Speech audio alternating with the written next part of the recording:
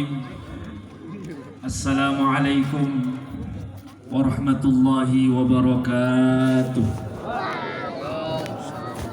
Assalamualaikum warahmatullahi wabarakatuh. Alhamdulillah, wassalatu wassalamu ala rasulillah Sayyidina wa maulana Muhammad ibn Abdillah wa ala alihi wa ashabihi wa man walah, la hawla wa la quwwata illa billah. Subhanaka la ilma lana illa ma 'allamtana innaka antal alimul hakim. Rabbi shrah li sadri wa yassir li amri wahlul 'uqdatam min lisani yafqahu qawli wa saddid lisani wahdi qalbi bijahin nabiy sallallahu alaihi wasallam, amma ba'd. Yang sama-sama kita hormati dan kita muliakan Sayyidil Habib Muhammad bin Zain Al-Idrus, yang sama-sama kita hormati dan kita muliakan para tokoh masyarakat, tokoh agama, mami-mami tiang, para penglingsir, yang mohon maaf saya tidak bisa sebutkan satu persatu tanpa mengurangi rasa hormat, rasa ta'zim. Bapak Kepala Lingkungan yang baru, Bapak Kepala Lingkungan yang baru mana Diki? Masya Allah, mohon maaf kalau beliau kan kaling, kalau beliau mantan. Kalau kaling kan kepala lingkungan, kalau mantan kaling itu bahaya ya, bisa disingkat begitu. Para hadirin hadirat jamaah yang dirahmati Allah Subhanahu wa ta'ala, alhamdulillah pada malam hari ini kita dikumpulkan oleh Allah Subhanahu wa ta'ala di tempat, di halaman Masjid Raudhatul Muttaqin, pada malam di mana malam ini adalah awal daripada bulan kelahiran baginda Nabi Muhammad sallallahu alaihi wasallam.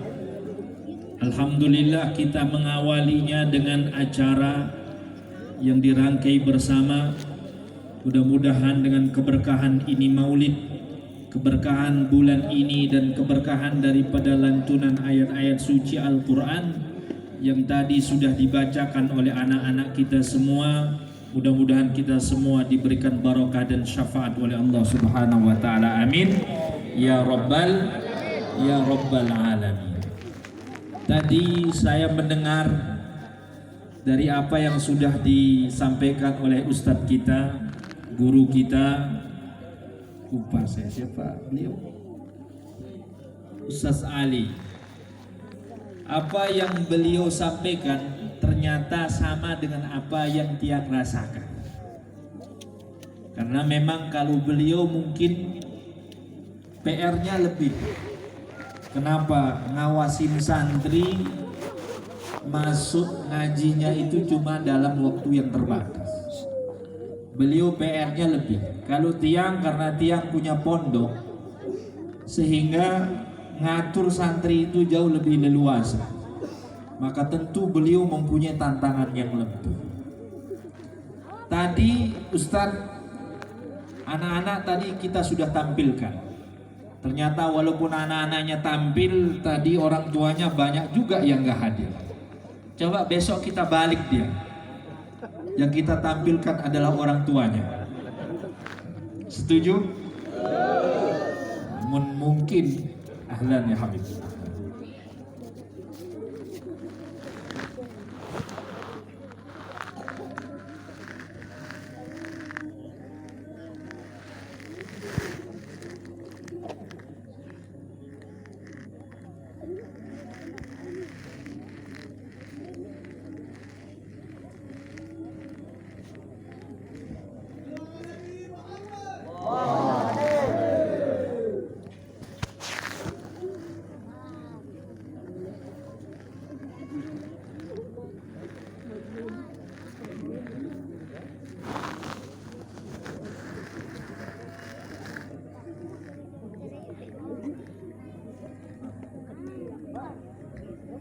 Ahlan wa sahlan habibana. Kalau tadi kan yang tampil itu anak-anaknya. Anak-anaknya yang tampil, orang tuanya jarang juga yang datang. Besok kita balik dia. Kita tampilkan orang-orang tuanya, yang jadi penonton adalah anak-anaknya. Kira-kira ada yang hadir nggak? Ini anak doa ada tampilan, katanya tadi Ustadz Ali 200 orang. Ini kayaknya 1000 orang yang hadir. Masya Allah. Terus tadi yang angkat tangan dari wali santri yang tadi disebutkan oleh Ustadz Ali hanya berapa saja? Masya Allah. Mudah-mudahan mungkin ada halangan dan lain sebagainya. Ke depan kita berharap ini TPQ Raudatul Muttaqin mudah-mudahan sebagai kiblat daripada TPQ yang lainnya yang mampu mencetak para penghafal Al-Quran, hamilil Quran, lafzan ma'nan wa amalan. Amin ya rabbal alamin. Apa juga yang tadi disampaikan, apa yang disampaikan oleh Ustaz Ali tadi akan dihadapi, akan dialami oleh semua guru-guru ngaji yang saat ini, baik yang ada di pondok pesantren maupun yang ada di TPQ yang menerapkan metode qiraati, tilawati, kemudian umi dan lain sebagainya. Begitu juga yang ada di pondok-pondok, sama keluhannya bapak-bapak, ibu-ibu, bahwa rata-rata orang tua zaman makin niki kalau untuk urusan ngaji anak gak peduli. Mohon maaf. Kalau untuk urusan ngaji anaknya gak peduli. Seolah-olah kalau dia sudah menyerahkan dia punya anak ke tempat pengajian, ke tempat dia ngaji, dia lepaskan begitu saja. Pantas tadi Ustaz Ali cerita ada anak yang nangis karena tidak disimak oleh orang tua. Ada satu hadis jamaah rahimakumullah yang perlu menjadi acuan bagi kita semua. Rasulullah sallallahu alaihi wasallam mengatakan, man razaqahullahu waladan, siapa orang yang diberikan rizki yang berbentuk seorang anak, siapa orang yang diberikan anak ini adalah aset yang aset yang paling berharga bagi setiap orang tua. Man razaqahullahu waladan, siapa orang yang diberikan rizki anak, walam ya'lamhul Qur'an, kemudian dia tidak mengajarinya daripada membaca Al-Quran. Kata Rasulullah sallallahu alaihi wasallam, illa kana kullu dzambin ya'lamuhul walad ala abihi, kecuali kata Rasulullah sallallahu alaihi wasallam, semua pekerjaan dosa yang dikerjakan oleh anak ini ditanggung oleh orang tuanya. Ketanggung isi ina amak tanggung. Siapa orang yang tidak mengajarkan daripada anaknya bacaan Al-Quran, wa yaumal qiyamati, kata Rasul, dan kelak di hari kiamat, yuhasibul walad abahu ala tarkihi ta'limal Quran, dan kelak di hari kiamat, kata Rasulullah sallallahu alaihi wasallam, setiap orang tua, setiap dengan tua saat diajak anak ngaji, akan besar hisabnya, yang mana tuntutan hisab nikah adalah datang daripada anaknya. Wa yaqdillahu lahu alaihi au kama qala sallallahu alaihi wasallam, dan akan banyak dengan toa orang tua yang akan masuk ke dalam neraka sebab daripada perkara ini. Zaman ini sudah terjadi. Orang tua zaman makin, kalau udah namanya urusan suruh anak ngaji, Masya Allah, tidak peduli dia. Lagu pun urusan anak ya les bahasa Inggris, les kimia, les matematika, mun telatan ya ukuran ya, lalu berajah anak sinsili, si ngamuk, si entendang, si empok ya ukur. Saya bukan meremehkan daripada ilmu-ilmu yang lain, tapi yang menjadi acuan yang paling terpenting bagi kita semua sebagai orang tua adalah pendidikan Al-Quran bagi anak-anak kita semua nikah pada usia sedini mungkin. Sehingga banyak orang tua makin kalau anaknya hafal Al-Quran biasa-biasa saja. Tapi kalau anaknya ranking 1, ranking 2, ranking juara, ini bahagianya luar biasa. Mau juara apa anak mau? Juara joget. Sekampung tahu anaknya bahwa anaknya itu juara joget. Habis dari rumah ke rumah dia cerita.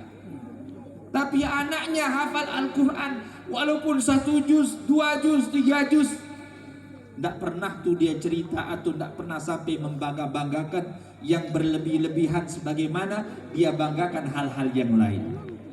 Ini banyak terjadi. Bukti juga orang-orang zaman sekarang ini nggak peduli anaknya tentang Al-Quran. Wallahu alam, mudah-mudahan kalau Ustaz Ali ini nggak ngalamin. Tapi banyak guru-guru di kampung niki, di desa niki ngeluh yang niki. Kalau sudah waktunya awal bulan disuruh bayar iuran listrik kesekat. Kalau Ustaz Ali nggak tahu.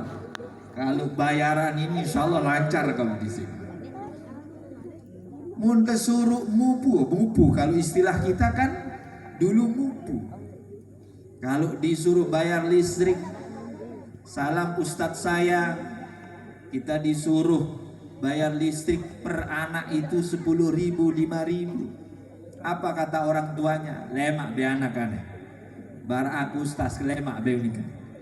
Padahal cuma 10.000. Bahkan ada yang mengatakan lah penuh isi membayar sekedar listrik ini aja murid.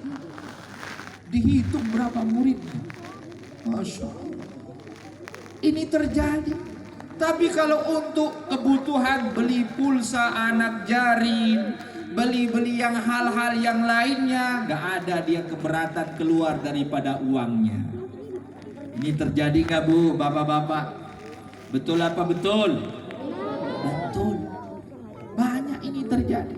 Dan ini langsung saya dengar langsung dari keluhan daripada beberapa ustadz, bahkan keluhan dari beberapa wali santri atau orang tua yang menyerahkan anak-anaknya. Ini krisis terjadi. Makanya tadi kita sudah diajarkan oleh Ustaz Ali, jangan hanya puas anak kita itu mengaji Al-Quran, tapi juga kita juga didik dengan adab dan akhlak.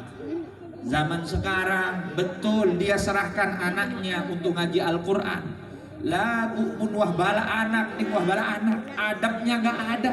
Makanya banyak tuh sekarang guru-guru itu diadukan ke polisi. Banyak. Dia bau tempek segede anak, melapor ujuk polisi.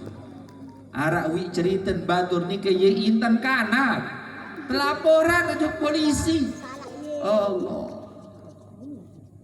Coba berbintang tiang dulu kita gimana belajar. Tiang niki dulu almarhum tiang punya apa? Yang namanya belajar Al-Quran itu kerasnya luar biasa. Sampai-sampai dulu kalau tiang nggak bisa itu pernah saya ditempeleng sampai keluar darah di hidung dia. Sampai keluar. Saking kerasnya beliau kalau hal yang namanya Al-Quran. Tapi alhamdulillah sebab daripada ketegasan beliau, alhamdulillah kita mempunyai kemudahan untuk membaca dan menghafal daripada Al-Quran. Un kanak mangkin ya de nabi ya de jewe, kanak mangkin ya de pada empek, bui tahu jadi guru. Langsung kita di penjara. Saya dulu punya di Mesir ada guru saya namanya Syekh Husain Harra Al-Maghribi. Beliau orang Maghrib. Jadi di Maghrib itu nggak ada pondok pesantren Al-Quran, itu nggak ada. Kenapa? Karena semua masjid itu sudah menjadi pondok khusus Al-Quran. Jadi mana-mana masjid langsung di situ tempat ngafal Al-Quran. Ini guru saya namanya Syekh Husain Harra Al-Maghribi ini. Beliau cerita, dulu saya pernah ngaji sama guru saya. Kemudian saya punya teman, sulitnya dia bisa ngaji. Kalau bahasa kita bebel, nuduk si bebel. Jadi teman-temannya itu udah bisa, dia nggak bisa-bisa. Saking gregetannya gurunya, akhirnya dia dipukul pakai kayu sampai patah tangannya. Coba bayangkan, itu patah tangannya. Dia pulang nangis sambil bawa tangannya yang patah. Nangis dia, ditanya sama orangnya, kenapa? Itu polakang imam si guru. Kira-kira kalau orang sini, kira-kira apa yang terjadi? Si kubuk datang terus. Ukuran langsung sedut balik guru ukuran. Ini anak datang, ini patah tangannya. Saya nggak anjurkan untuk guru-guru di Rodotul Muttaqin sampai patahin anak orang, juga nggak anjur. Ini ada cerita. Coba bagaimana perubahan daripada adab seseorang itu. Ketika itu kata guru saya bercerita, dia ngadu sama orang tuanya, ini tangan saya patah. Kata orang tuanya, kenapa tanganmu patah? Iya, dipatahin sama guru saya, dibawa sama guru, orang tuanya. Di hadapan gurunya ditanya, wahai guru, kenapa kau patahkan tangannya anak saya? Kata gurunya simpel, dia ini tahu ngaji, lelah kajah. Teman-temannya yang lain sudah bisa, dia kebebel, nuduk si bebel. Dia nggak bisa. Makanya saya gergetan sehingga saya mukul dia, maka keterusan mukulnya dia patah punya tangan. Kata orang tuanya apa? Oh, terima kasih. Nanti kalau dia nggak bisa lagi, tolong patahin tangannya yang satunya. Allah. Kalau orang sini kan beda. Kalau sini dijewer, anaknya saja nangis, nggak jelas alasannya apa, digeruduk gurunya. Allah, gimana anak-anaknya mau barokah? Gimana anak-anaknya mau cepat bisa ngaji? Orang dia terus membuat gurunya ketersinggungan di dalam hatinya, maka ini menjadi penghalang. Ini adab akhlak kita kepada seorang guru, agar kita sebagai orang tua cukup mendukung apapun yang menjadi kegiatan, apapun yang menjadi cara guru itu mendidik daripada anak-anak kita semua. Ini bulan Maulid, bapak-bapak, ibu-ibu, wujud kita cinta kepada Nabi Muhammad Sallallahu Alaihi Wasallam itu adalah dengan mencintai daripada wahyu yang diturunkan oleh Allah kepada Nabi Muhammad Sallallahu Alaihi Wasallam yang bersifat kekal, yaitu Al-Quranul Karim. Karena itu Rasulullah Sallallahu Alaihi Wasallam mengatakan, khairukum man ta'allama al-Qur'ana wa 'allam.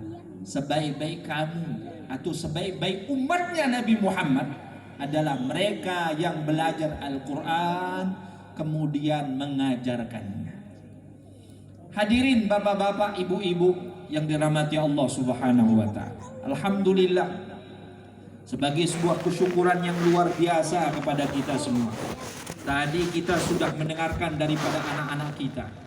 Tenang rasanya hati ini mendengarkan lantunan daripada Al-Quran yang mereka baca. Kita harapkan mereka semua adalah anak-anak yang saleh, anak-anak yang salehah. Karena anak-anak yang saleh itu adalah fid dunya yanfa wa fil qabri yarfa wa fil qiyamati yashfa. Anak-anak yang saleh itu ketika dia di dunia bermanfaat.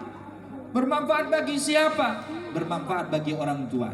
Itu anak-anak yang dia bakti kepada orang tuanya, itu anak-anak yang saleh. Wa fil qabri, ketika kita sebuah menjadi orang tua telah meninggal, wa fil qabri yarfa, di alam kubur dia akan mengangkat derajat daripada orang tuanya sebab daripada lantunan ayat suci Al-Quran yang dia masih baca di atas muka bumi. Wa fil qiyamati yashfa, dan kelak di hari kiamat ini anak-anak tadi yang menghafal 29 juz 29, juz 30, 2 juz itu mampu memberikan syafaat kepada kita sebagai orang tua. Wa fil qiyamati yashfa, di hari kiamat anak-anak yang menghafal Quran, mereka adalah anak-anak yang mampu memberikan syafaat. Sehingga kelak Penduduk-penduduk daripada surga itu merasa heran. Kenapa mereka heran? Ada salah satu penduduk surga yang mana di kepalanya diletakkan daripada tajan sebuah mahkota, yang mana mahkota ini dau'uhu ahsanu min dau'i syamsi alladhi yunawwiru buyutad dunya, yang mana mahkota ini lebih terang cahayanya daripada cahaya matahari yang menyinari daripada semua apa-apa yang ada di atas muka bumi. Semua penduduk surga itu merasa heran, ini orang kelebihannya apa sehingga dia diberikan mahkota yang luar biasa oleh Allah Subhanahu wa taala. Ternyata apa bentuk lebihnya?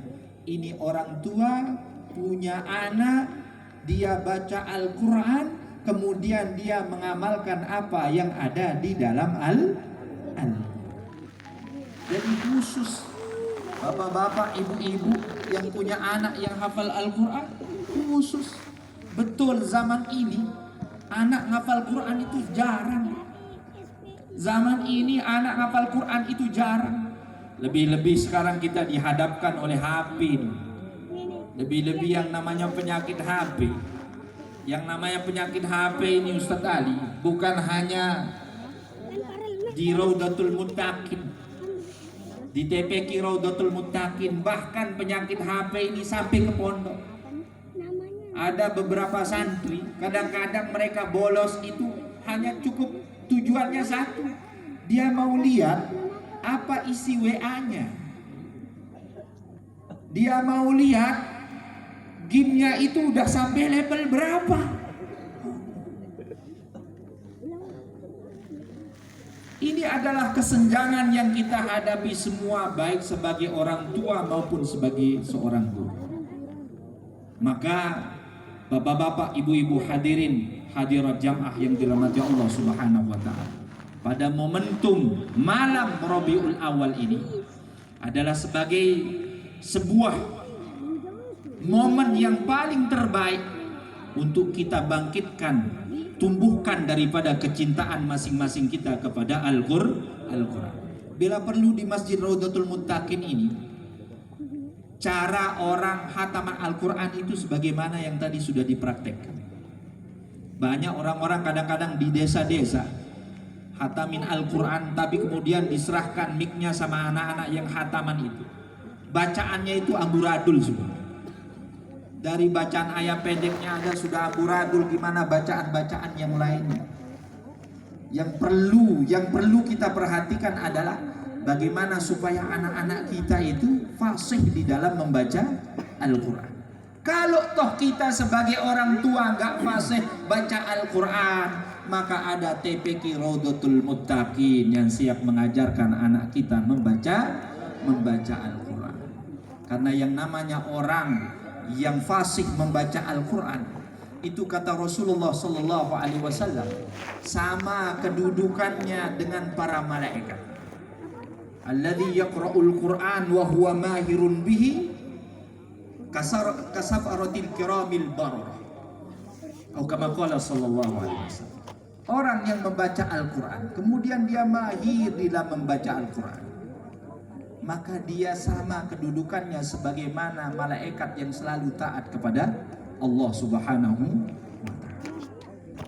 Oleh karena itu, bapak-bapak, ibu-ibu hadirin hadirat yang dirahmati Allah Subhanahu wa taala, maka mari kita sama-sama mendukung TPQ Raudatul Muttaqin ini, karena ini sudah larut malam.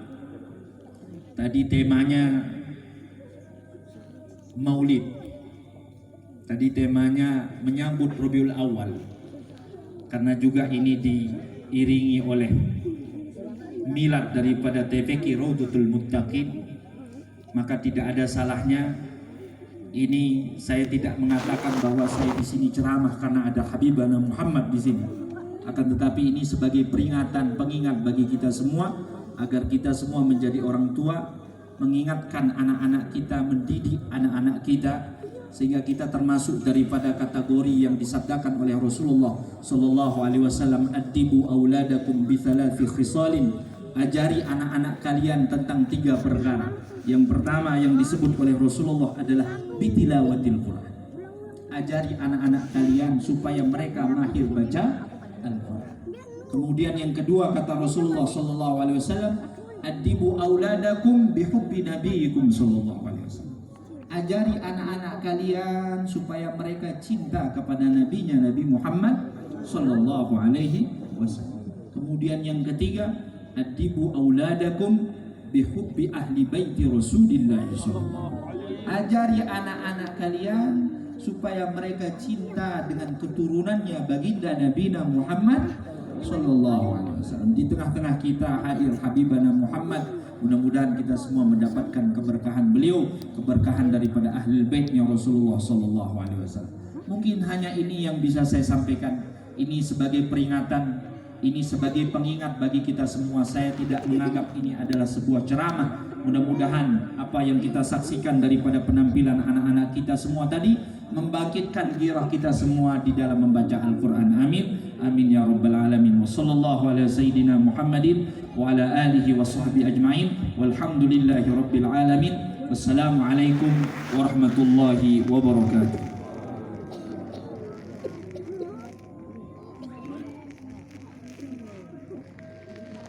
Acara selanjutnya yakni pembacaan doa yang dalam hal ini akan dipimpin oleh Al-Habib Muhammad bin Zain Al-Idrus. Pada beliau waktu dan tempat falyatafaddal masykur.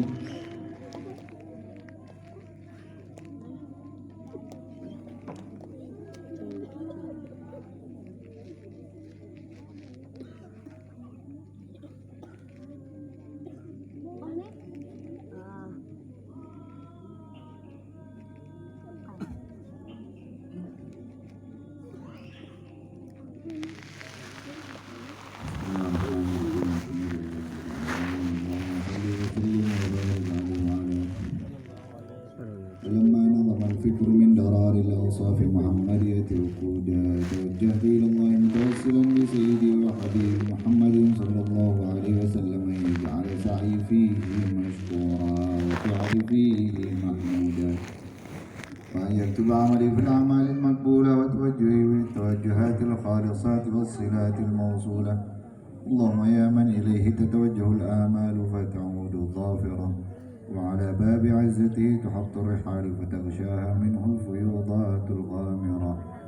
نتوجه إليك بأشرف الوسائل لديك سيد المرسلين عبدك الصادق الأمين سيدنا محمد الذي عمت رسالته العالمين، أن تصلي وتسلم على تلك الذات الكاملة مستودع أمانتك وحفيظ سرك وحامل راية دعوتك الشاملة، الأب الأكبر المحبوب لك والمخصص بالشرف الأفخر في كل موضع من مواطن القرب مظهر، قاسم إمدادك في عبادك وسادك وإرشادك لأهل ودادك، سيد الكونين وأشرف الثقلين، العبد المحبوب الخالص المخصوص منك بأجل الخصائص.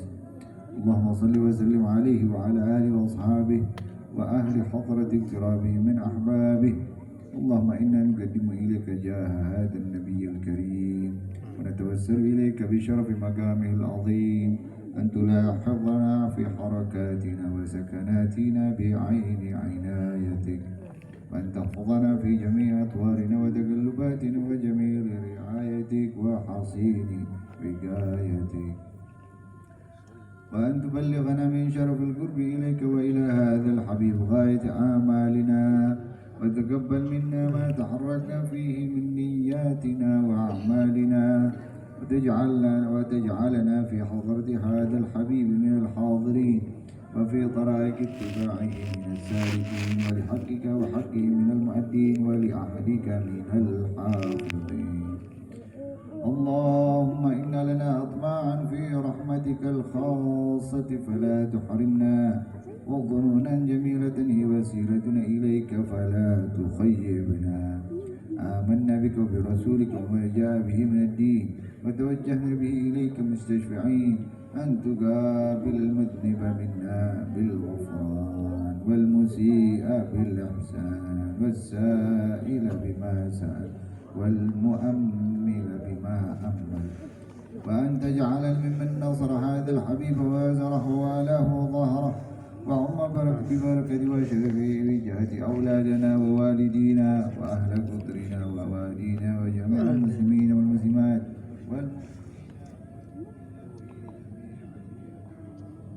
وآدم راية الدين القويم في جميع الأوطان منشورة ومعالي الإسلام والإيمان بأهلها معمورة معنى منصورة واكشف اللهم كربة المكروبين واقضي دين المدينين واغفر للمذنبين وتقبل توبة التائبين انشر رحمتك على عبادك المؤمنين أجمعين واكفي شر المعتدين والظالمين وابسط العدل بولاة الحق في جميع النواحي والأقطار وأيدهم بتأييد من عندك ونصر على المعاندين من المنافقين والكفار وجعلنا يا رب في الحصن الحصين من جميع البلايا وفي الحرز المكين من الذنوب والخطايا وأدمنا في العمل بطاعتك والصدق في خدمتك دائمين وإذا توفيتنا فتوفنا مسلمين مؤمنين واختم لنا منك بخير أجمعين وصل وسلم على هذا الحبيب المحبوب للأجسام والأرواح والقلوب وعلى آله وصحبه من إليه منسوب وآخر دعوانا أن الحمد لله رب العالمين سبحان ربك رب العزة عما يصفون وسلام على المرسلين والحمد لله رب العالمين بسر الفاتحة.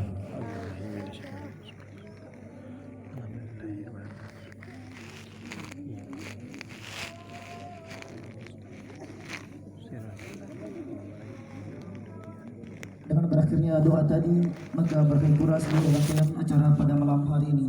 Marilah sama